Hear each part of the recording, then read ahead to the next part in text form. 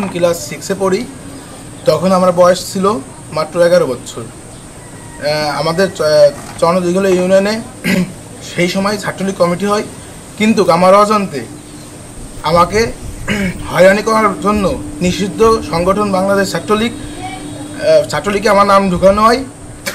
এই কারণে আমি নিজেকে পরিশুদ্ধ করার জন্য দুধ দিয়ে গোসল করে এবং ছাত্রলীগ থেকে পদত্যাগ করলাম। বাংলাদেশ ছাত্রলীগ একটি নিষিদ্ধ সংগঠন এবং এদের কার্যকলাপ আচরণ খুবই খারাপ এবং এরা মানুষকে হ্যায় করে এবং এরা খুবই খারাপ আচরণ, মানবিকভাবে খুব খারাপ।